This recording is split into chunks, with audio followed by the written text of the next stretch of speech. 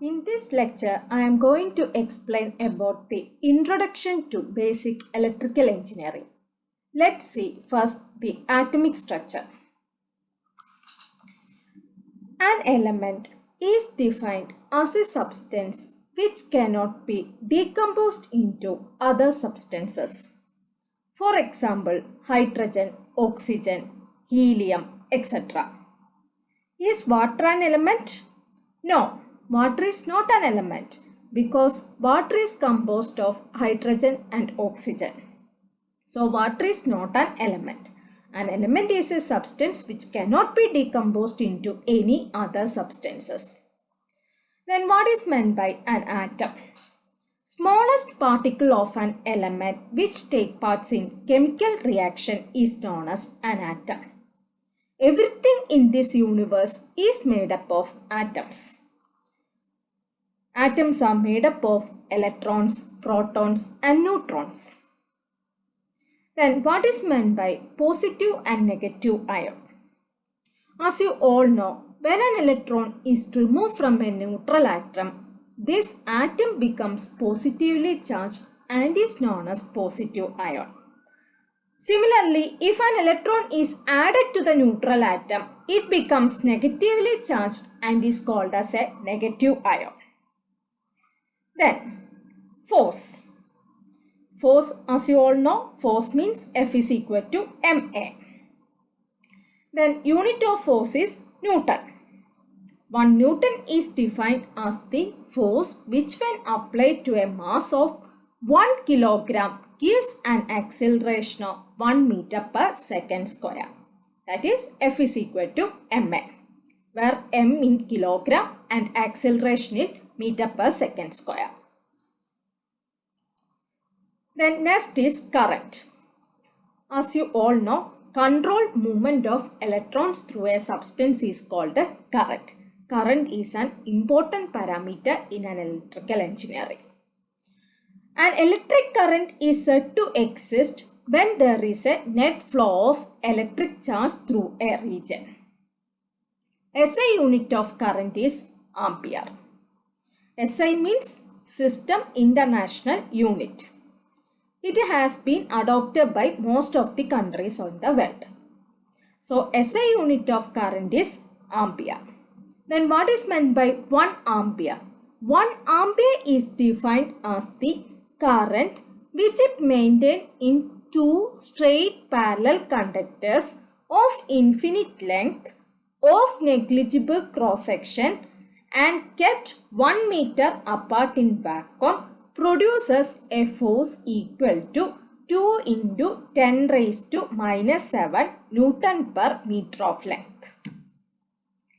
Then next is energy. Energy means it is the capacity to do work. Unit of energy is joule. 1 joule is equal to 1 watt second. Commercial unit of energy is kilowatt hour.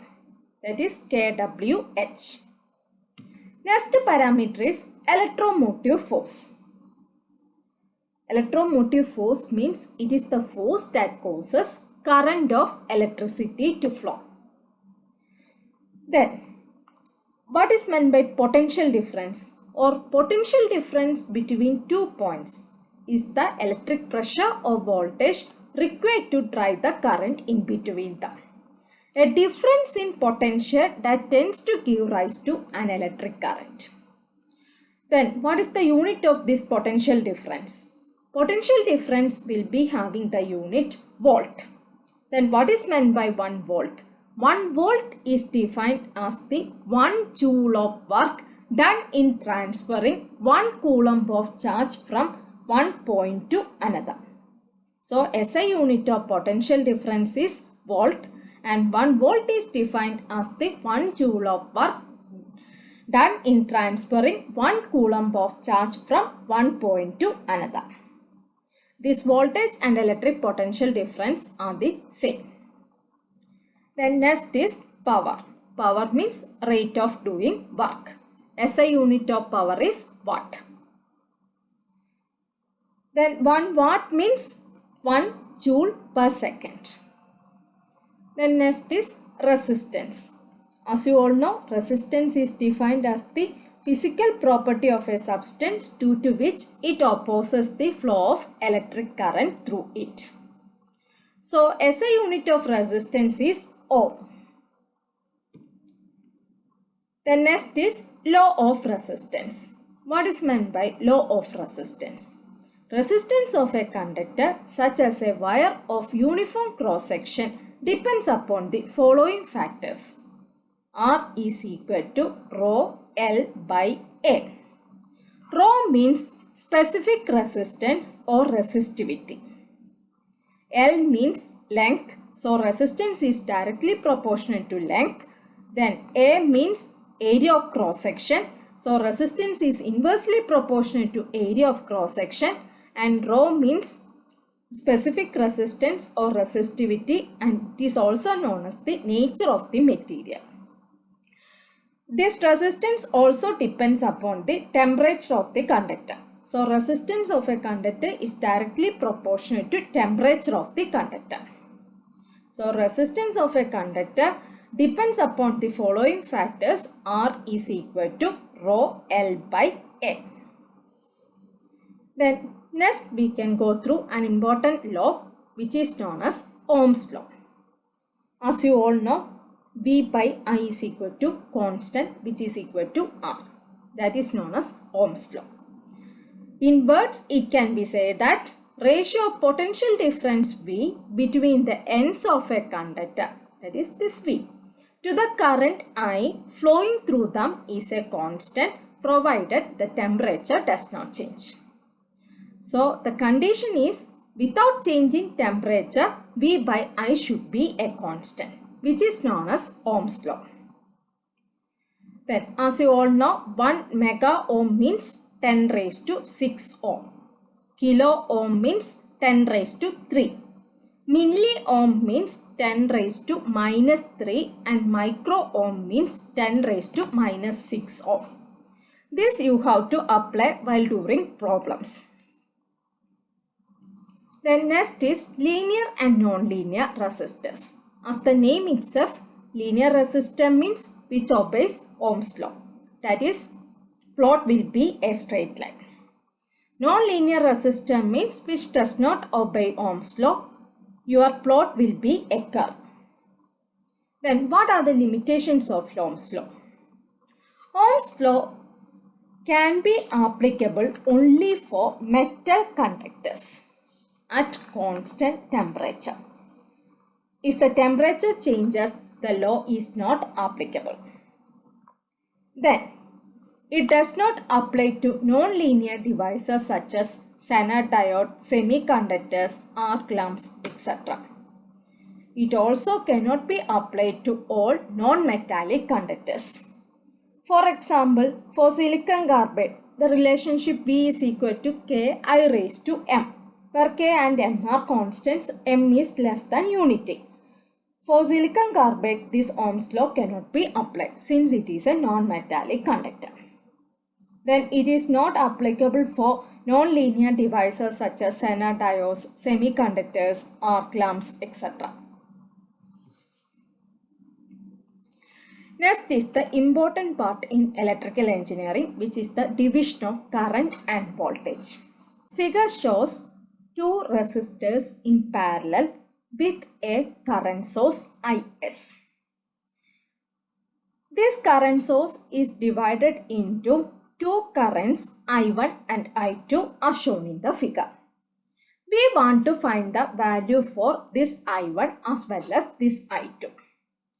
So, you have to note this equation that I1 is equal to main current, that is the source current Is, into resistance across other branch divided by total resistance.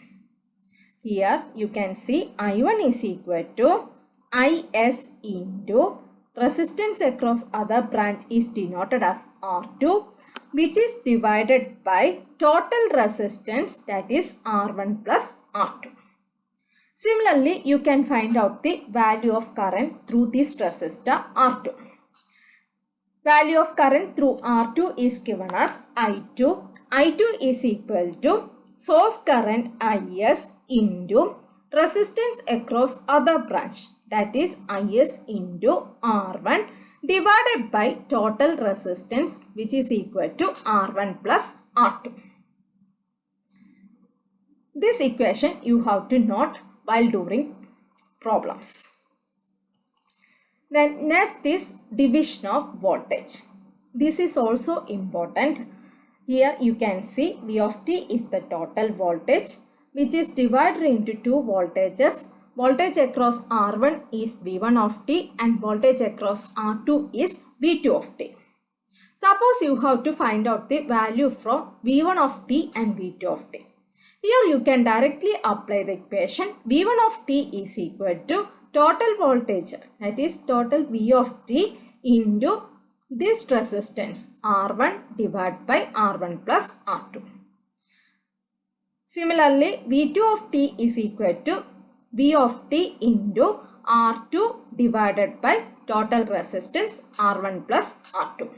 For finding voltage, you can directly apply the equation for resistors, and for finding current, you have to apply other resistance value. You can see one problem. For the circuit shown, determine the equivalent resistance and current flowing through each branch. Also determine the total power drawn from the supply. Here circuit is shown as below. 10 ohm resistor. Then this 10 ohm is divided into two 20 ohm resistors in parallel. Then a 5 ohm resistor in series with this parallel resistor. Then total voltage across this is 250 volt. So you have to find this equivalent resistance first. That is, these two parallel resistors, you have to find out the value of equivalent resistance of 20 ohm and 20 ohm in parallel. So how can you find out this equivalent resistance value? That is R1 R2 divided by R1 plus R2. That is 20 into 20 divided by 20 plus 20. So that will be in series with this 10 ohm and this 5 ohm. So you have to redraw this picture. Then you will be getting total resistance. That total resistance will be across this voltage 250 volt. So you can directly find out the current value. Current value is equal to I is equal to V by R from Ohm's law. So you will be getting current. That current will be passing through this 10 ohm as well as this 5 ohm. Whereas in the case of this 20 ohm, that current is not the same current because that current divides here. So you have to again find out the value of current here. Then after that you have to find out power drawn from the main. So here two resistances are in parallel, that is two 20 ohm resistances are in parallel, which is in series with the one 10 ohm and one 5 ohm resistors. So we have to find the equivalent resistance of 20 ohm and 20 ohm in parallel. So R is equal to R1 R2 divided by R1 plus R2, which is equal to 20 into 20 divided by 20 plus 20. That is equal to 400 by 40, which is equal to 10 ohm. So we can redraw the figure as follows. Here, as you all know, first 10 ohm resistor, then that 10 ohm is in series with our equivalent resistance 10 ohm, then again 5 ohm resistor. Then these are connected across 250 volt supply. So we can rename it as this one as 10 ohm, again one 10 ohm, then 5 ohm. Now our figure becomes 3 resistors in series. So equivalent resistance R is equal to 10 plus 10 plus 5, which is equal to 25 ohm. So we got the R equivalent as 25 ohm. Now we know that this 25 ohm resistance is connected across 250 volt supply. So you can find that I is equal to 250 divided by 25, which is equal to 10. Unit of current is ampere. So 10 amps. So this current 10 amps will pass through this 10 ohm resistor as well as this 5 ohm resistor. Then what about this 10 ohm resistor? Here the current divides. So you have to find out the current through this 10 ohm resistor. For that, here current through 20 ohm resistance can be found out by using the current division rule. That is I into R2 divided by R1 plus R2. Here I is equal to 10 ampere. R2 means same 20 itself. So 20 divided by 20 plus 20. So you know that 200 divided by 40, which is equal to 5 amps. So current through 220 ohm resistor is equal to 5 amps. So current through 10 ohm resistor is equal to 10 ampere. Current through 220 ohm resistor divides it into 2, which is equal to 5 amps. And current through 5 ohm resistor is also equal to 10 ampere. Then you have to find out the power drawn from the main. Power drawn from the main is equal to V into I, which is equal to V means 250. 250 into current, which is equal to 10 amps. So 250 into 10, which is equal to 2500 watt. So our problem is solved. Hope you have understood this video. Thank you.